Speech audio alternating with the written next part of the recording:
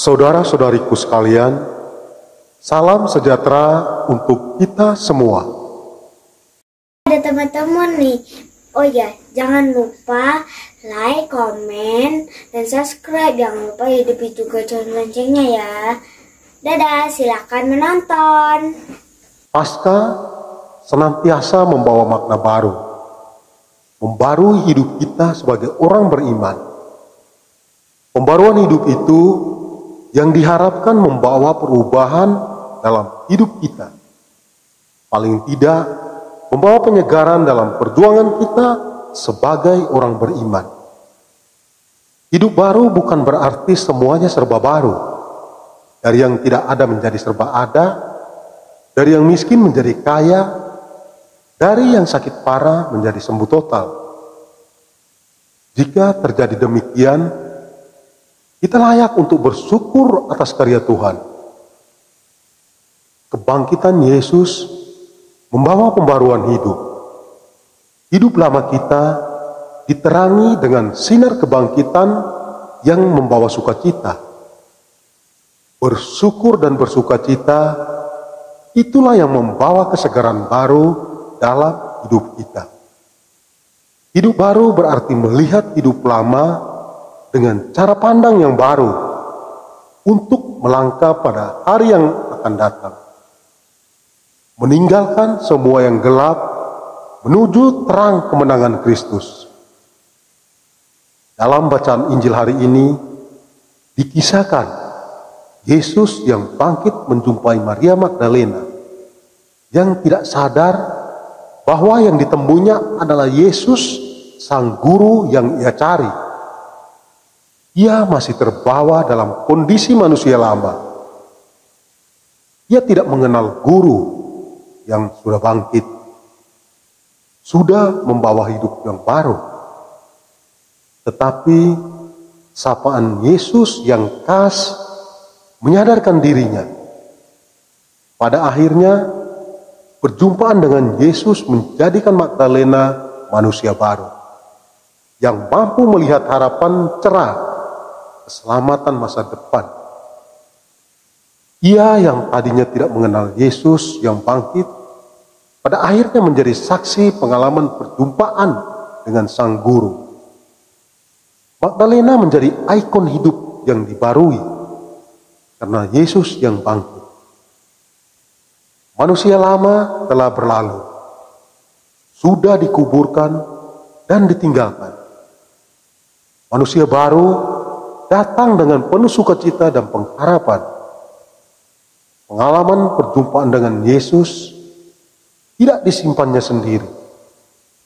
Sukacita yang ia alami tidak didekap seorang diri. Magdalena membagikan pengalaman sukacita itu kepada murid yang lain, bahwa ia melihat dan berkata-kata dengan Tuhan. Bagi kita, kisah ini tidak hanya sekedar kisah pengalaman Magdalena, tetapi juga kisah pengalaman hidup kita. Apakah perjumpaan kita dengan Tuhan Yesus membawa sukacita? Apakah sukacita itu sudah kita bagikan kepada orang-orang yang ada di sekitar kita? Pengalaman sukacita merayakan Paskah yang setiap tahun kita lakukan diharapkan juga mampu memperteguh iman kita. Ini merupakan peristiwa keselamatan Allah yang luar biasa. Gereja senantiasa mengenangnya kembali dengan menghadirkan kembali karya agung keselamatan Allah ini. Mungkin hidup kita biasa-biasa saja, tidak ada perubahan. Usaha tetap berjalan biasa, hutang-hutang tidak segera lunas, anak-anak tidak bermasalah, suami istri tidak kunjung usai bertengkar. Nah, inilah saatnya bagi kita untuk mempunyai sikap pembaharuan diri. Dasar pembaharuan itu adalah sukacita merayakan Paskah. Sukacita mensyukuri bahwa hidup kita diperhitungkan Allah. Allah tidak meninggalkan kita dengan sendirian. Dalam susah dan derita, Tuhan senantiasa hadir dan mendampingi kita. Permasalahannya, apakah kita senantiasa menyadari dan membiarkan Allah terlibat dalam persoalan hidup kita?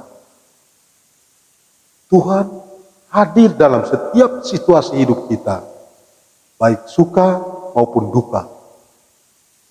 Pada saat suka, mengalami kesuksesan atau kegembiraan, memang kita tidak mengeluh. Maka yang bisa kita lakukan adalah berbagi sukacita kepada orang lain, seperti yang dilakukan Magdalena. Biasanya yang bisa kita lakukan adalah dengan bertutur kata atau bersikap yang bisa membawa berkat bagi orang lain. Namun bila kita mampu melakukan yang lebih besar dan nyata, kenapa tidak? Marilah kita selalu bersyukur atas rahmat keselamatan yang telah Tuhan anugerahkan kepada kita. Dan semoga kita mampu menerima rahmat itu dengan hati penuh sukacita, serta berbagi sukacita itu pada orang-orang yang ada di sekitar kita. Amin. Salam sehat. Tuhan memberkati.